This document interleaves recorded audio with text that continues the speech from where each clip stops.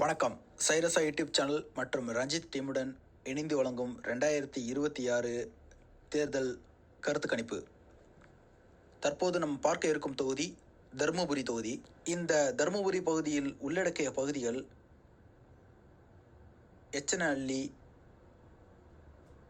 ஆலவாடி, கடகத்தூர், அதகம்பாடி, தளவாய்அள்ளி, வெள்ளக்கவுண்டன்பாளையம் மற்றும் மன்னச்சாகரம் கிராமங்கள், தருமபுரி நகராட்சி போன்ற பகுதிகள் உள்ளடக்கிய சட்டமன்ற தொகுதியாகும். இங்கு 6 முறை திமுகவும் 2 முறை பாமகவும், தேமுதிக 1 முறையும்,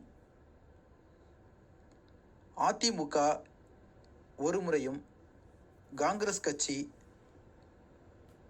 3 முறை இங்கு வென்றுள்ளது. இதுவரை நடந்து முடிந்த சட்டமன்ற தொகுதிகளில் தற்போது 2021 சட்டமன்ற தேர்தலில் பாமக கட்சியை சார்ந்த வெங்கடேஸ்வரன் 1,05,630 வாக்குகளை வாங்கி வெற்றி பெற்றுள்ளார். அவர் பெற்ற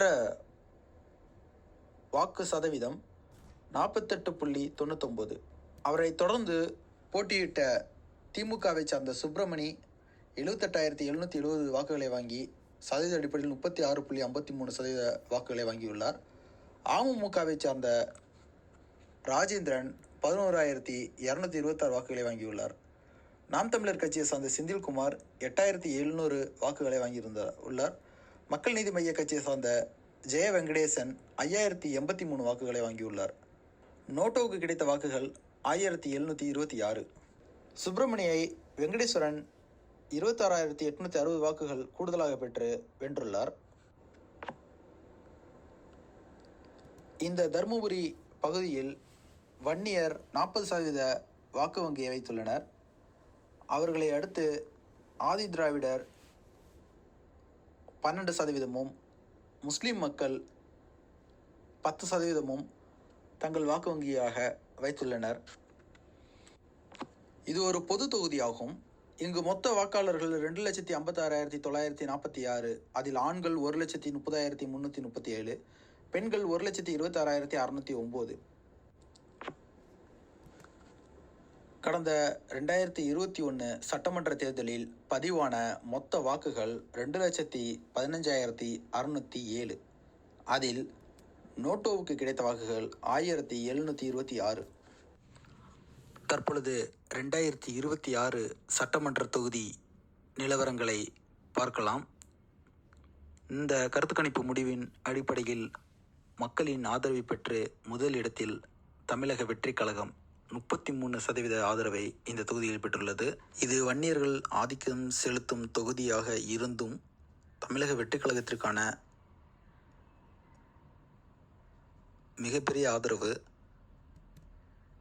வன்னியர்களுடைய ஓட் பேங்கை பாதிக்கும் அளவிற்கு உள்ளது.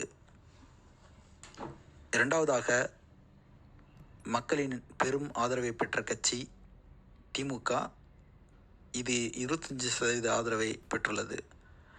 மூன்றாவதாக அதிமுக 22% ஆதரவை மக்களிடத்திலிருந்து பெற்றுள்ளது.